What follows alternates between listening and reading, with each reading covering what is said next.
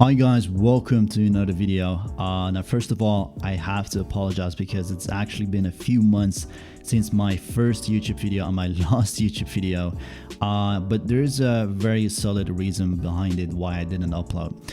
Basically, after I uploaded that video, I got into very serious health conditions. I actually ended up in the hospital for a while. I had to stay for at least a month in bed in the hospitals. Had to go back to home, to the hospital again. And the reason to that was I got caught for COVID for the second time. It wasn't even my first time, for the second time, but this time it was incredibly severe for me. And apparently it caused some stuff with my lungs, and apparently there's something going on with my lungs for over a year that I didn't even know that I had. So we basically found out a few health conditions that I have, and basically I was very bad when it came to my health overall, and I was literally just not in a state to record new YouTube videos. So that's the reason why I couldn't upload. So I really sincerely apologize for that, for not uploading. And besides that, I have to thank everyone that went ahead and watched my first YouTube video, because it literally exploded. It got close to 10,000 views. I got so many subscribers, so many positive comments from you guys, and I really appreciate that from the bottom of my heart.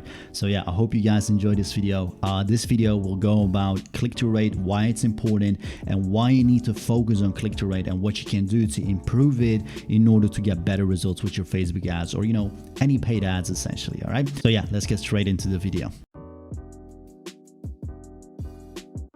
Okay, so this video will be separated in two parts. So part one will be me explaining why click-through rate is so important and why I need to focus on it. And part two of this video will be me showing you guys examples and ways to improve your click-through rate. All right, so I put a little scenario here. So let's say we're an e-commerce brand with a budget of $50,000 a month, and we have a average order value of $40, and we have a store conversion rate of 2%. All right, I'm gonna use very generic numbers here, so let me pick up my pencil here. So let's say we have a $10 CPM, right, which is very average, right? It's not the best, it's not bad, it's all right, right? And let's say we have a 1.5 click-through rate.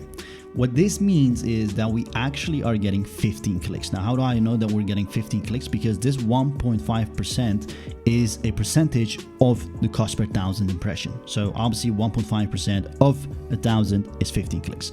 So we're getting 15 clicks. And in order to calculate our cost per click, all we need to do is divide, our total ad cost by the amount of clicks that we got. So that is 10 divided by 15, all right? So that is basically 10 divided by 15 is 0.66. So this is basically our cost per click right now, so we know that. And previously I told you we have a store conversion rate of 2%, meaning we need to get 50 people on a website in order to get a purchase, right?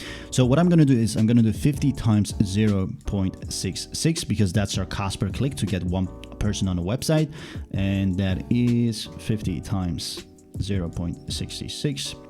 that is 33 euros or dollars. I'll refer to it as dollar in this video, right? So we're paying $33 in order to acquire one customer, right? And we have an average order value of $40, right? So our ROAS basically is 40 divided by 33, which I believe is something around 1.2.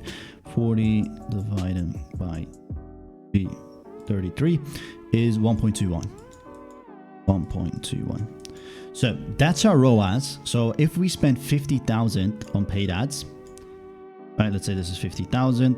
By the way, sorry for my terrible handwriting, but I need you to bear with me. 50,000 times 1.21, right? So we're getting 50,000 times 1.21.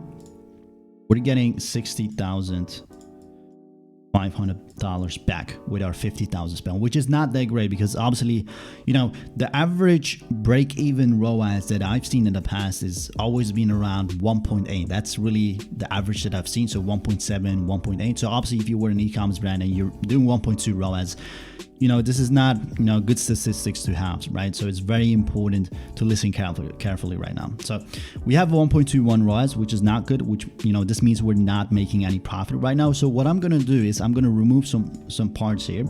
So I'll remove this here. I'll remove this. I'll remove this as well. And I'm gonna remove this as well. I'll remove this as well.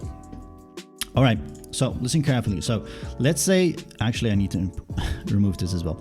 So let's say instead of having 1.5% click-through rate, we actually have a 3% click-through rate, which is actually, you know, very realistic, right? You know, 3% is nothing crazy. We've seen, you know, click-through rates as high as 12% in the past, right? So 3% is definitely a very good click-through rate that you can maintain for the long run, right?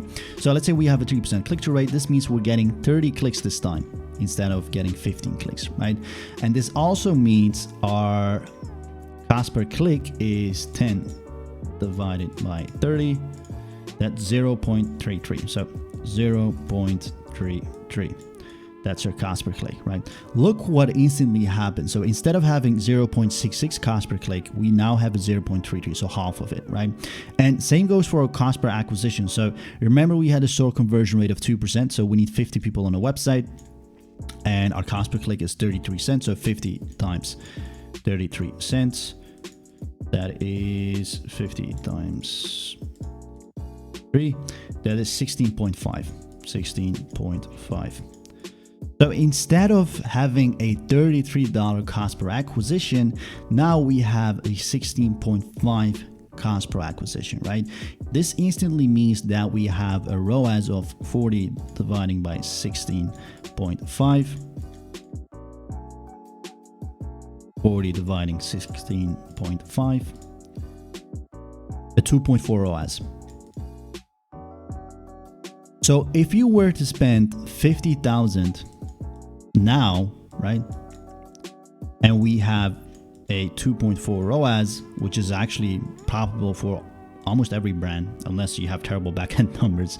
So 50,000 times 2.4, you're making 120 back. So you're making 120,000 back.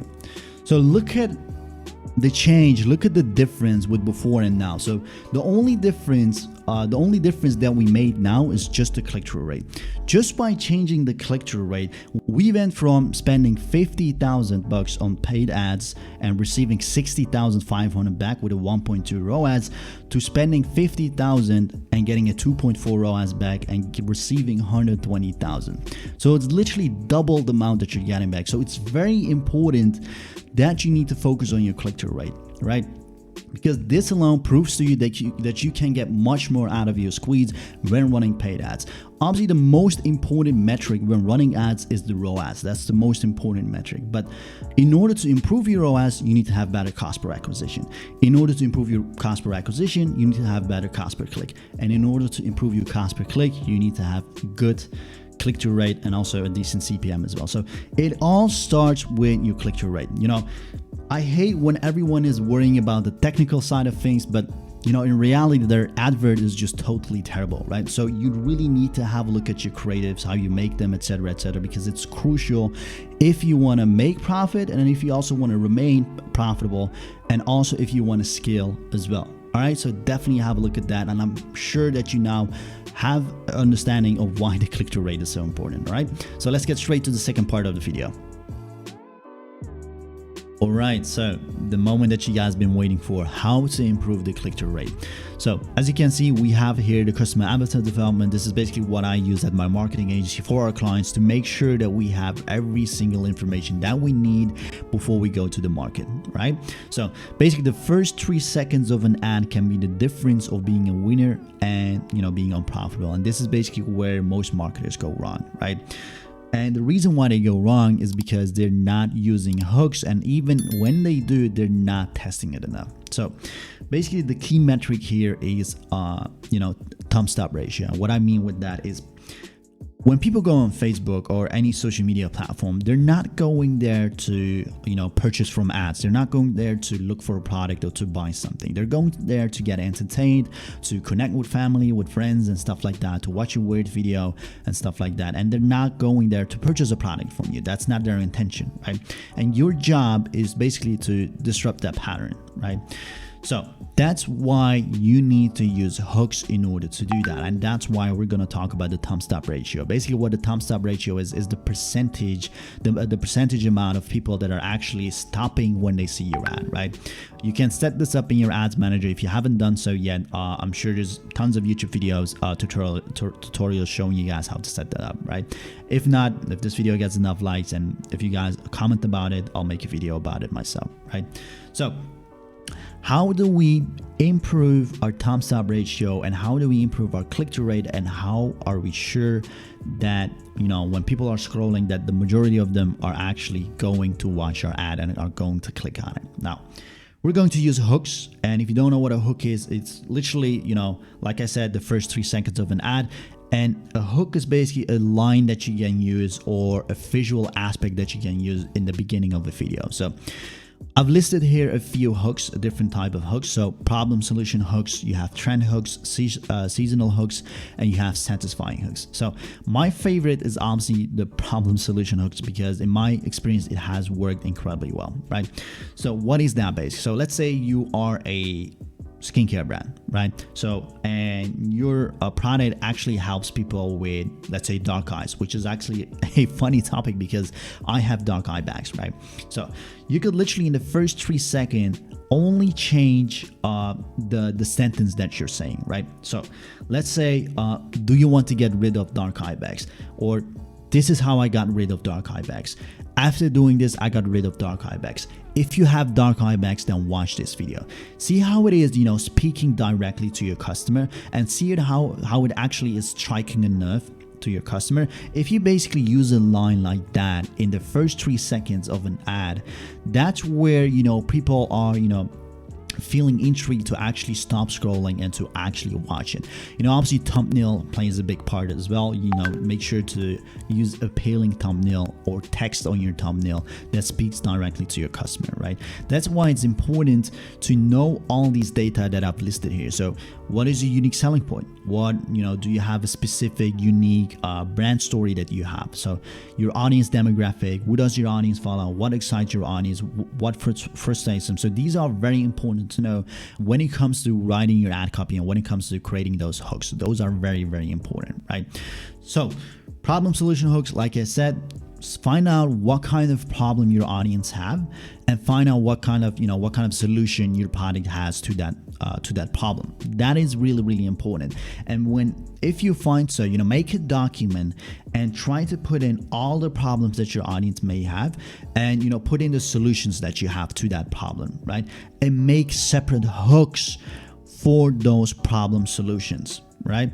And once you've created that, let's say you have one video where you demonstrate how to use your product, or where you demonstrate how, you know, how good it works and stuff like that. Just change the first 3 seconds using those problem solution hooks, using those trend hooks, using those seasonal hooks, using those satisfying hooks, right? So trend hooks are like TikTok kind of content. They don't really sound like an ad. They're completely different, which is actually the reason why it works so well, because it doesn't look like an ad, right?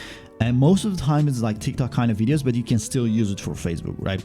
So an example would be 3 ways that I did my 3 favorite skincare products, my 3 favorite sneakers, my 3 favorite most comfortable sneakers, something like that, right? That is more like a trending hook, right? Those tend to work as good as well, because it doesn't sound like an ad, right?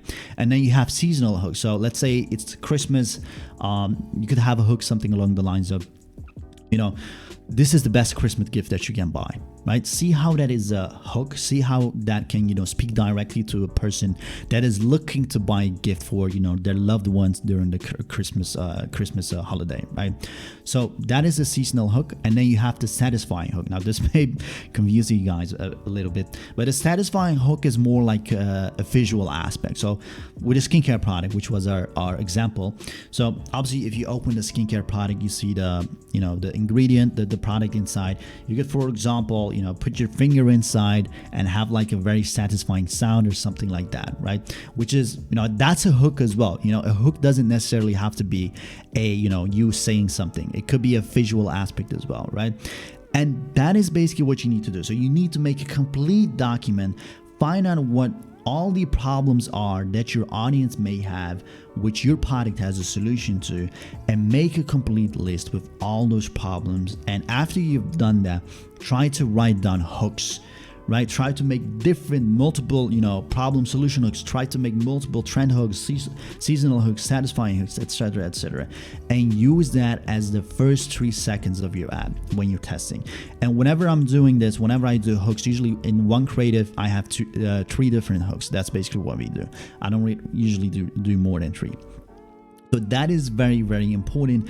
And other than that, what's also very important is UGC content. So we're living in an area where UGC content is incredibly important, and there's surprisingly still not so many brands that utilize UGC content, which is crazy to me because it works incredibly well. And if you want to know how you can create UGC content, where basically if you want to know how you can create very good UGC content, there's basically 2 platforms that I can recommend you guys in order to create UGC content. And one of them is basically Billo.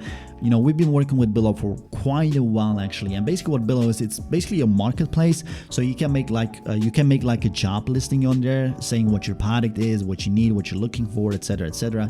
And then different content creators will apply to it. And you can basically have a look at a preview video that they've made for other brands and see if they actually fit your brand image and stuff like that, right? It's very easy. You can make a lot of UGC content from there, and I believe they're starting from around $60 a video, right? So use Billo if you want to get good UGC content. And another platform that I can recommend you guys as well is Incense. And Incense is actually a better platform than Billo in my opinion, because with Incense, it's basically the same concept with Billo. But with Incense, the difference is you have direct contact with the content creators. With Billo, the issue is you don't have direct contact with the content creators. So it's a lot of back and forth. Sometimes they may not understand you. You may get a video that you don't really like, or where they say something wrong, where they don't pronounce something good. With Incense, you can avoid that because you're having direct contact with the content creators, right? So go to both of these platforms, try to create an account, make a listing, and see what you can do. See what kind of content creators are applying, and see what fits your budget, and see what makes sense for you, right? So do that. So create those UGC content, make a list with all the problems that your audience may have, which your product has a solution to, and write down all of those hooks that you can create, right? And when creating those job listings, once you decide to hire someone, you can literally tell them to use those hooks, right? So tell them to create a video, and then tell them saying, hey, could you create, 3 short videos where you literally say this while showing the product or something like that, right? If you do that, you will have a higher probability of getting a higher click-through rate because you're going to test different hooks, right? Which is very, very important. So that is basically how you can improve your click-through rate, all right? So the creative aspect is incredibly important, but copywriting is also important. But I'm gonna leave that for another video, otherwise this is gonna be a very long video, right?